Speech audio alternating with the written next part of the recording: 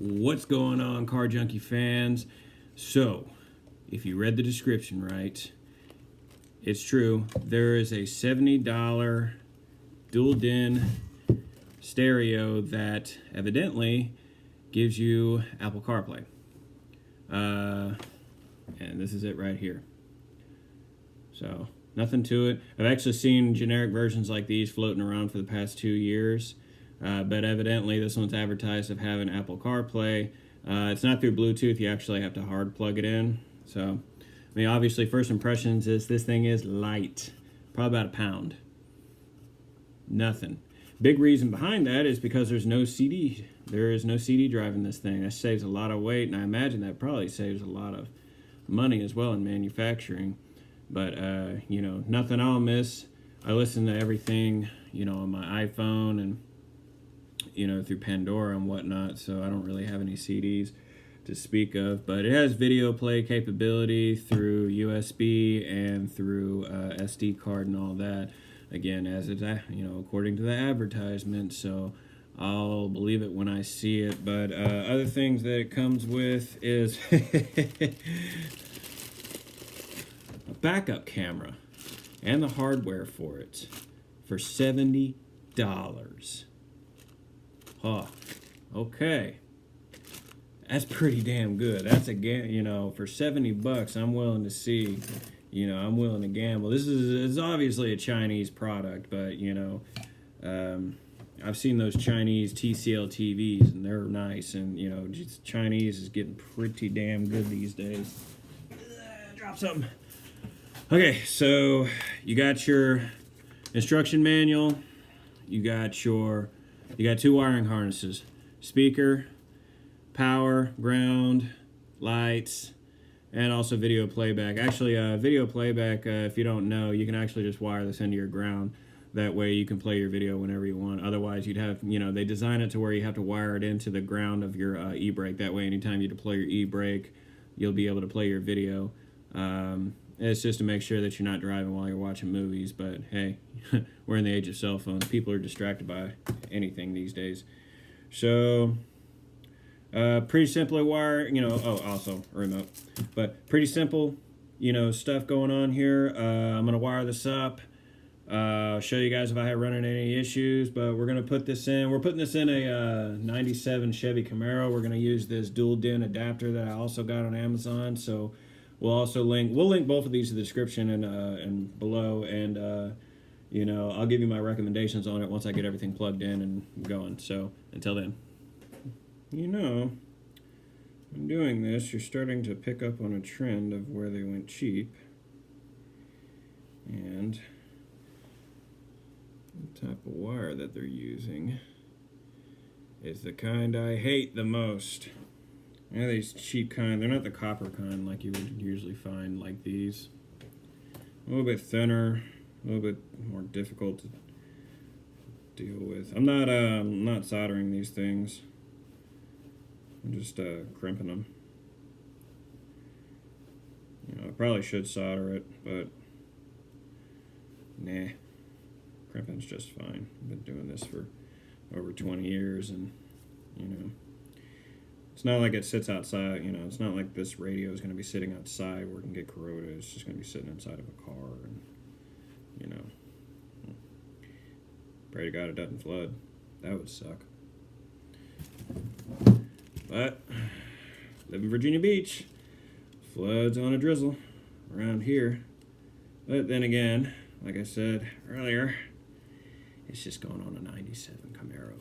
Who the fuck cares? Old piece of shit Chevy.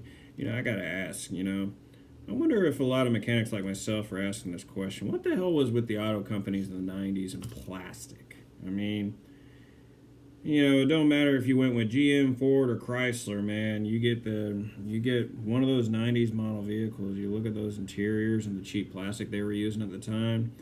Who the hell was the vendor? It had to have been the same guy. I mean, I got this, we got this Camaro, all F-body Camaros, they're like a Dodge Ram 1500, they're guaranteed to have cracked dashes. And hell, even Ford is just as bad. They had bad cracked dashes in the 90s as well.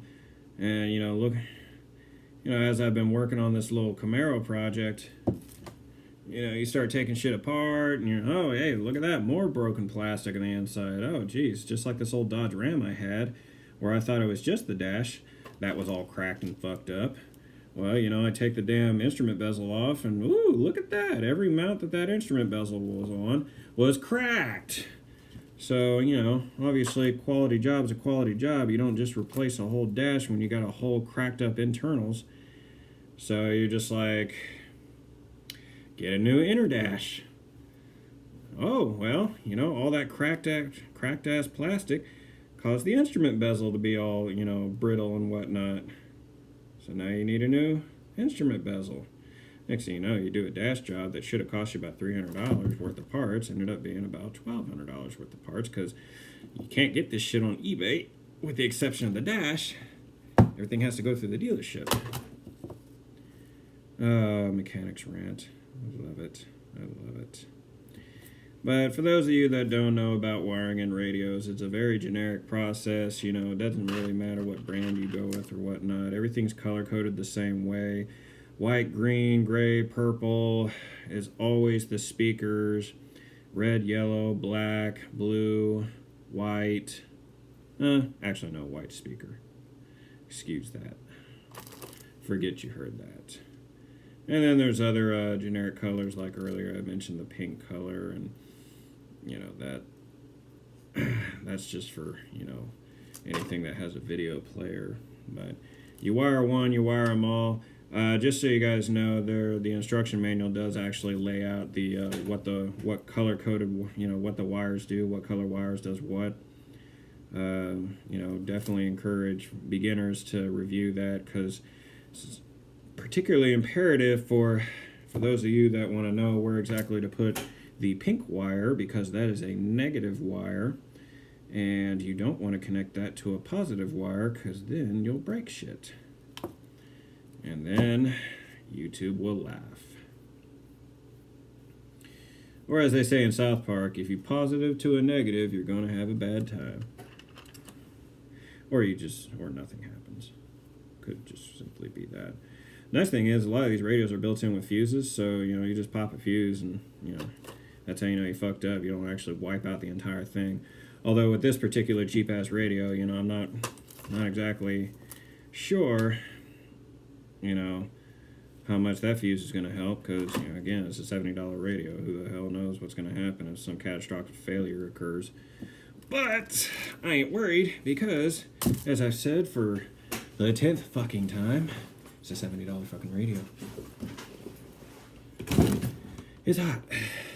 It's hot in January. Who'd have thought, man? I tell you what, this weather is something else. And any of you guys living in the South, man, it's like Florida down there, I hear.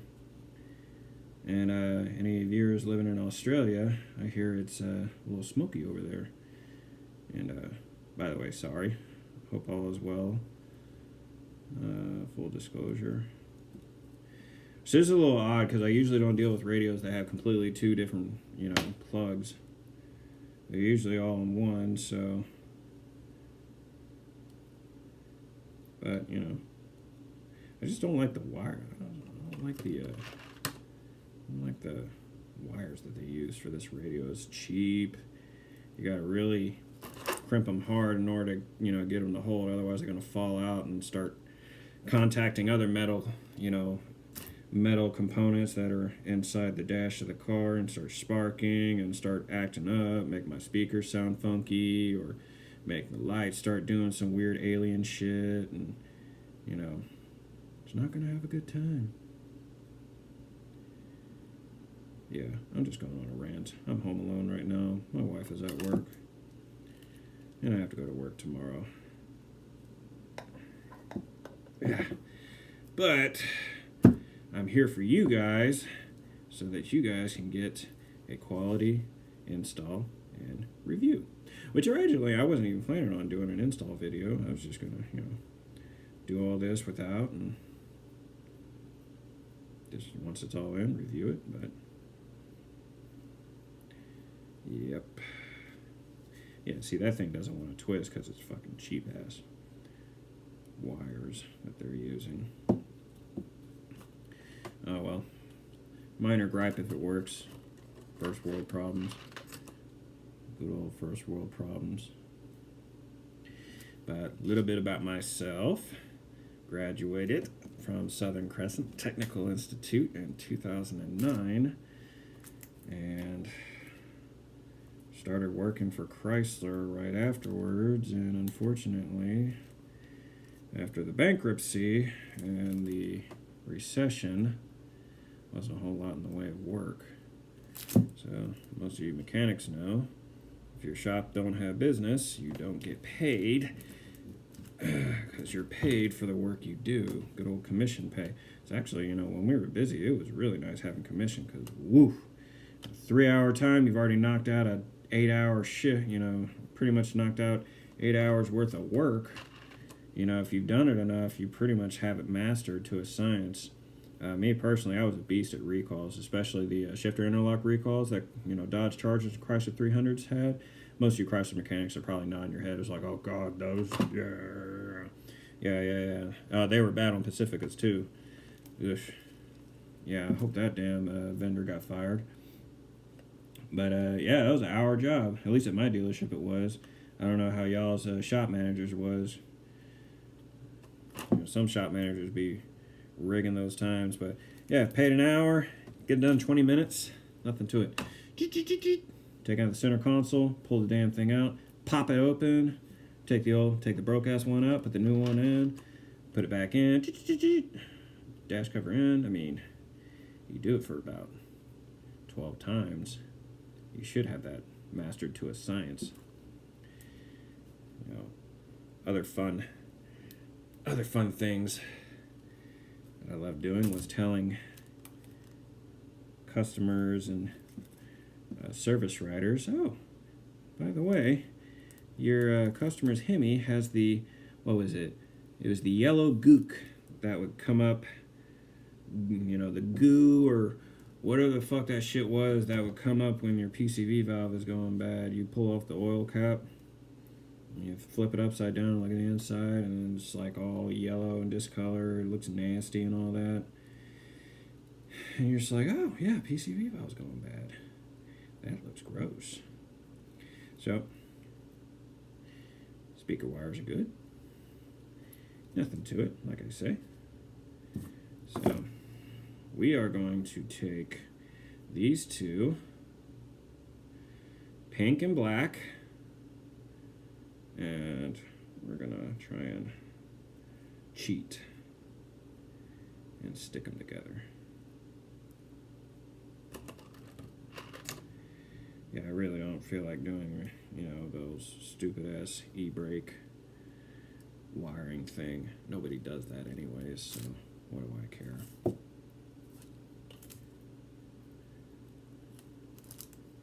They only do this for insurance, that's all. They know we're going to do it like this anyways. Nobody fucking wires that shit into their e-brake. This is stupid. Okay. Didn't notice the brown one. What the fuck's the brown go to? Uh-oh. Oh, by the way, it's on the first page. Isn't that nice of them to do that?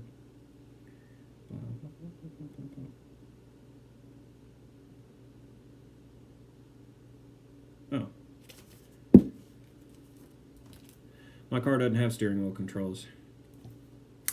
Not needed. Thought that was weird. So what the fuck's the brown go to? You usually need like some kind of box or something like that you can program for your steering wheel controls. They usually don't do that. If they're gonna do that, they usually include the box or something like that. It's like a universal little box. You like hold the volume button when you you turn it on. You hold the volume button and it'll start flashing at you for X amount of time, and then once it like, I don't know, illuminates green or something like that, you'll actually start noticing the radio volume going up.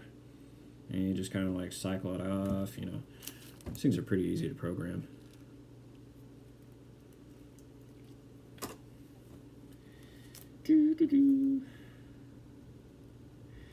Yeah, what's actually funny is during Christmas I had actually bought one of those cheap flip-up radios I saw on sale over at O'Reilly's, And actually, this was the original radio the damn Camaro came with when I got it, and the damn thing doesn't work. So I was like, oh, yeah, flip radio, it's on sale.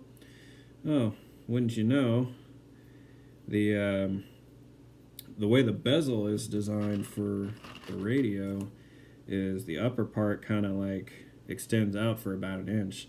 So anytime that little slider is trying to slide out the screen and flip it up, it always contacts that. So I was like, okay, well, this ain't gonna last very long. Eventually, that contact is eventually gonna cause the internals to stress, because those internals are all plastic, and that's eventually gonna break, and that's gonna be a lovely time.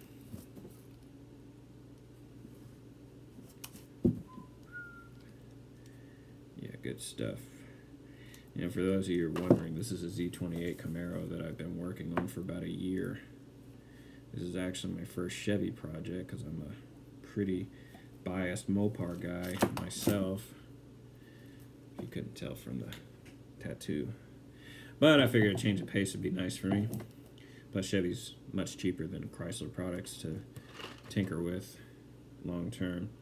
It's an LT1 car, nothing to brag about. Bought it for $1,000 down in Moultrie, Georgia. It drove. Check engine light was on.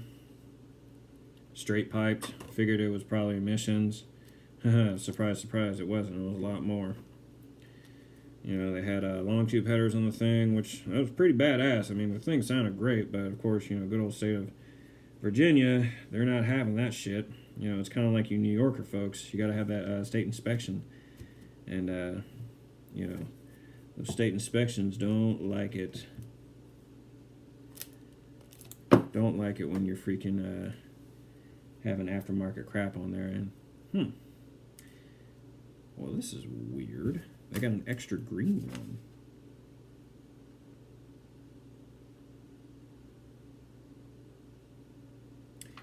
Illumination. But the blue is usually for that, for dash lights. So the green is for illumination. We've already got 2 greens for the speaker. I have no idea why the hell they do that. Oh, I see. Alright, so we're going to have to redo this. We're going to have to backtrack a little bit, fellas. So usually blue is the dash lights and illumination and all that. What they did, they took the blue and made it into the microphone control. So typically you would need it to illuminate at the same time the ignition turns on, and you would get power, which is the same time that the red would need to get power. So we are going to wire the green and the red together. They're going to be nice and happy together. Well, I didn't expect this to be as weird as it was, but, whatever. It was cheap, as I said a billion times.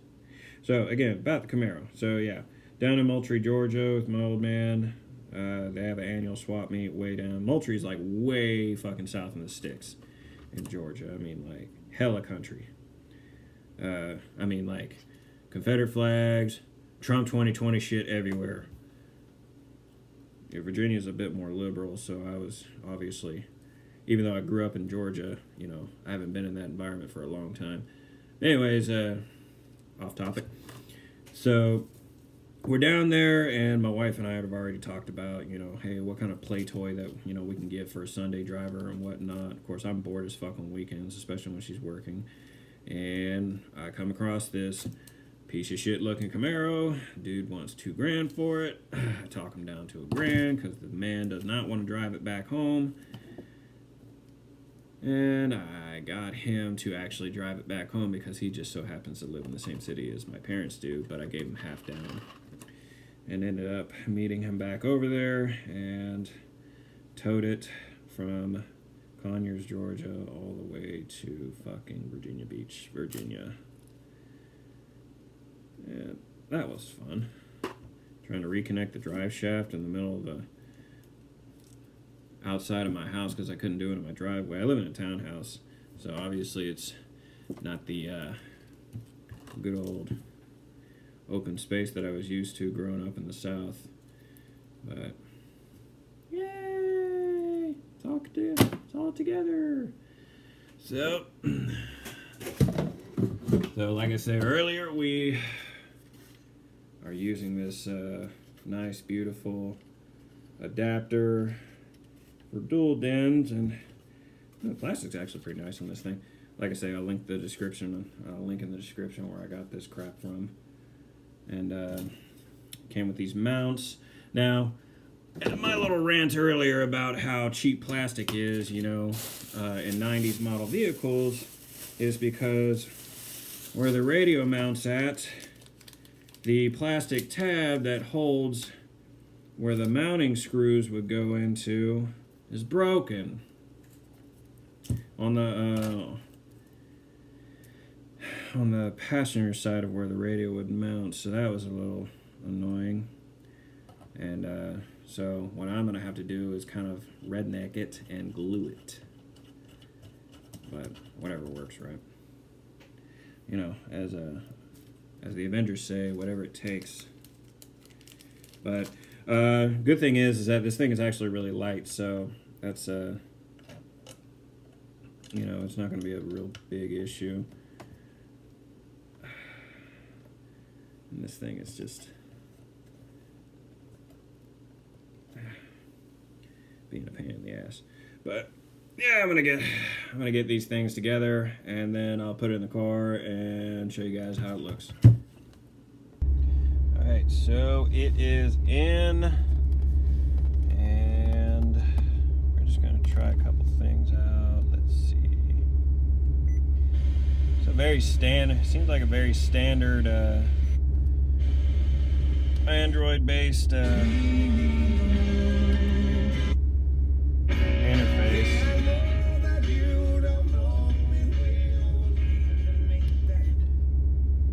Not really happy with the way it mounted. It's kind of flimsy, so I'll have to deal with that later.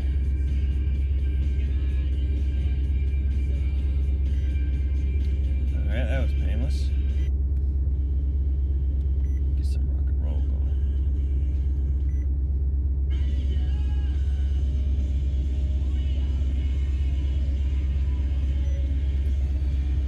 Okay, nothing to that. Let's see, what do you do? Okay, I think I just did something. I don't know what the hell I just did. Oh, okay. FM3.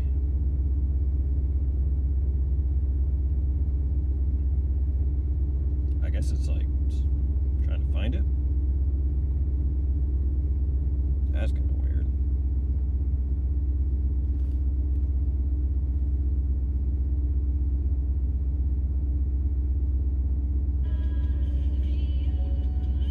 Well, crap, that put my settings back on the thing. Okay, go back to home. Again, we'll plug in the iPhone and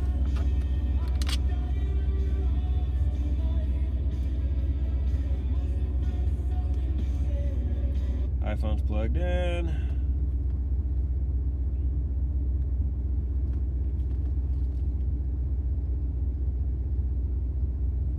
I mean, that's pretty cool.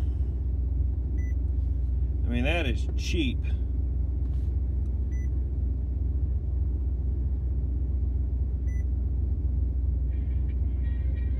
I mean, that's cheap. That is so freaking awesome. Got Apple CarPlay. Okay, so that's what gets me back. Okay, so autoplay.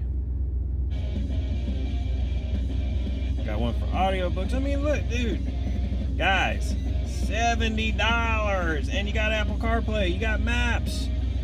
And you know what? Hey, screw Maps. Okay, let's go over here. Google Maps. Boom, Google Maps. Yo, it's dope. Oh, by the way, for you guys, the Android guys, it's got Android Play as well, as advertised. So y'all should be good, man. This, look, guys, $70 fucking dollars. So far, so good. I have any issues, I will let you guys know. But until then, see ya.